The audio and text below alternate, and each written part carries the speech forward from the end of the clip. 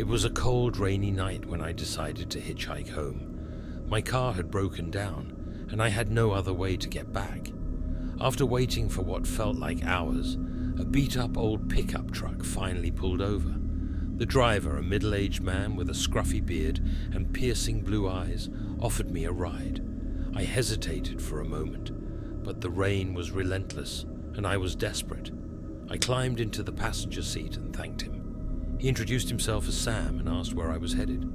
I told him my destination, and he nodded, saying he was going in that direction. As we drove through the pouring rain, I couldn't help but notice the odd smell in the truck. It was a mix of gasoline and something else I couldn't quite place. Sam didn't talk much, and the silence was uncomfortable. I tried to make small talk, but he only responded with grunts or one-word answers. About an hour into the drive, Sam suddenly veered off the main road and onto a dark, narrow dirt path. Alarm bells started ringing in my head, and I asked him why he had taken this route.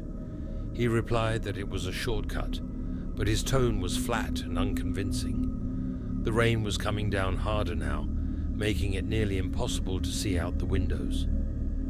I glanced back and noticed something that made my blood run cold. There was someone in the back seat. A man dressed in dark clothes was lying there, motionless. His eyes were wide open, staring at the ceiling. My heart raced, and I felt a surge of panic. I didn't know what to do. I could feel Sam watching me out of the corner of his eye, his expression unreadable. I tried to stay calm and asked who the man in the back seat was. Sam didn't respond. Instead, he smiled, a chilling, sinister smile that sent shivers down my spine. I knew I had to get out of there. I slowly reached for the door handle, trying not to draw attention to myself. Just as I was about to open the door, Sam locked it with a click. My heart pounded in my chest as I realized I was trapped. I looked around for something, anything I could use as a weapon. My eyes landed on a rusty wrench on the floor near my feet. I quickly grabbed it and swung it at Sam with all my might.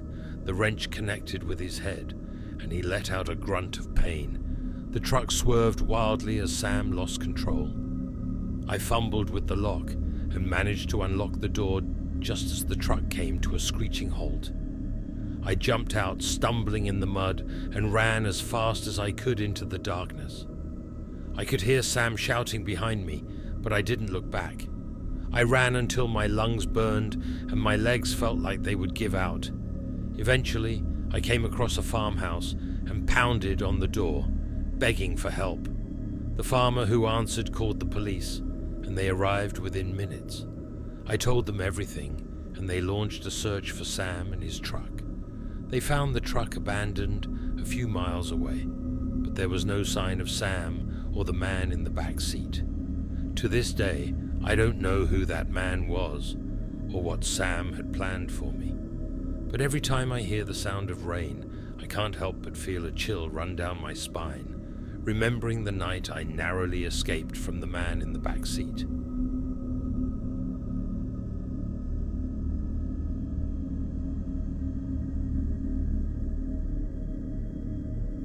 It was the summer after my sophomore year in college, and I was on a road trip with my friends.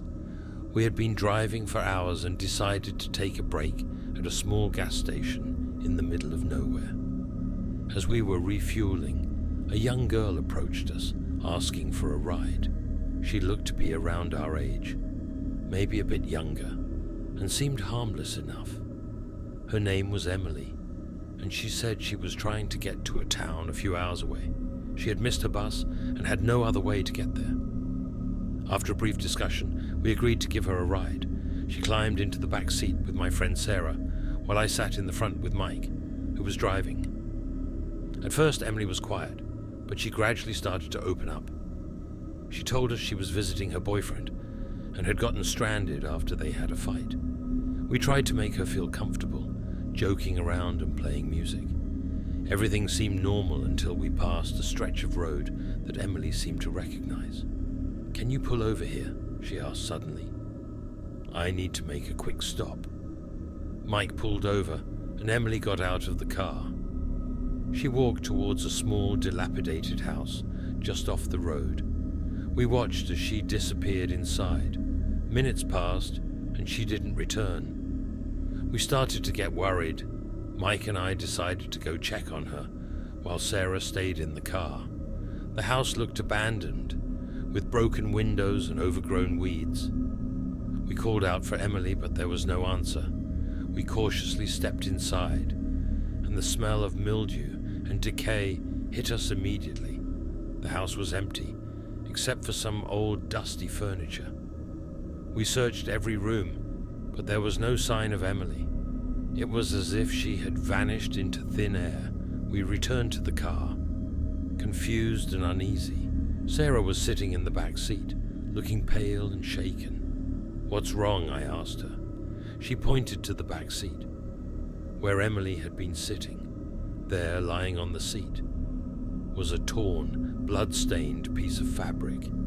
It was the same color as the dress Emily had been wearing. My heart sank, and a sense of dread washed over me. We decided to call the police and report what had happened. They arrived quickly and searched the area, but there was no trace of Emily. The officers seemed skeptical of our story, and I couldn't blame them. It sounded unbelievable even to us. Days turned into weeks, and there was still no sign of Emily. We tried to move on, but the memory of that night haunted us. I couldn't shake the feeling that we had missed something, that there was more to the story than we knew. A few months later, I received a call from one of the officers who had investigated Emily's disappearance. He told me they had found a body in a nearby river, matching Emily's description. My heart broke for her and her family, but I also felt a sense of relief that her story had some closure. To this day, I wonder what really happened to Emily. Why did she disappear into that house? What was she running from? I may never know the answers, but I'll never forget the girl who vanished without a trace on that lonely stretch of road.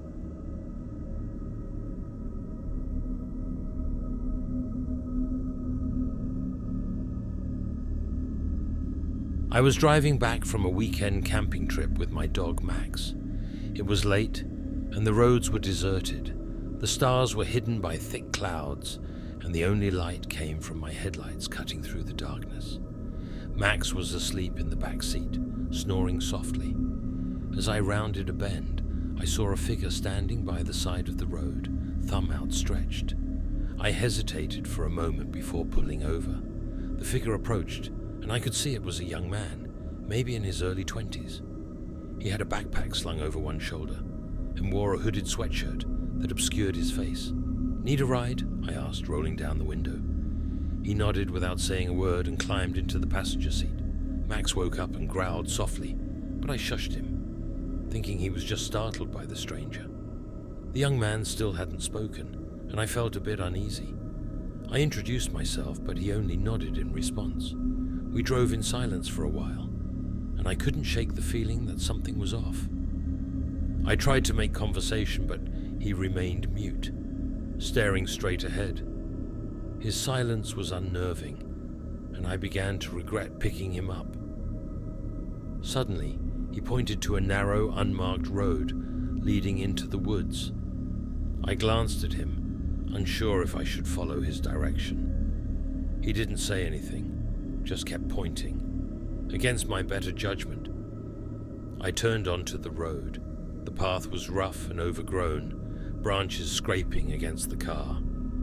My anxiety grew with each passing minute. Max was restless in the back seat, whining softly.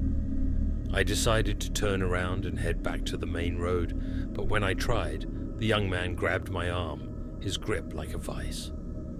"Please let go," I said, my voice trembling. He released me and pointed ahead again. I didn't know what to do. I was alone in the middle of nowhere, with a stranger who refused to speak. I decided to keep driving, hoping we would reach a destination soon. After what felt like an eternity, we arrived at a clearing. There, in the middle of the clearing, was an old abandoned house. The young man opened the door and got out. He walked towards the house without looking back. I watched him disappear into the darkness, my heart pounding in my chest. I wanted to drive away, but something kept me there. Maybe it was curiosity, or maybe it was fear. I got out of the car, leaving Max inside, and followed him. The house was in ruins, with broken windows and a sagging roof. I stepped inside, the floorboards creaking under my weight. The air was cold and damp, and a sense of dread washed over me. I called out, but there was no response. I explored the house, my flashlight casting eerie shadows on the walls. In one of the rooms, I found a dusty old photograph. It was a picture of a family, a man, a woman, and a young boy. The boy looked eerily similar to the hitchhiker. Suddenly, I heard a noise behind me. I spun around, but there was no one there. My heart raced and I felt a chill run down my spine. I turned back to the photograph and my blood ran cold. The boy in the picture was gone. I stumbled out of the house, my mind racing with fear and confusion. I ran to my car, jumped in, and sped away without looking back. Max barked frantically. Sensing my panic, I didn't stop driving until I reached the safety of my home. That night, I couldn't sleep. The image of the silent hitchhiker and the disappearing boy haunted my thoughts. I never saw him again, but I couldn't shake the feeling that he was still out there, waiting for another unsuspecting traveler to pick him up. To this day, I don't know who or what he was, but I do know one thing: I will never pick up a hitchhiker again.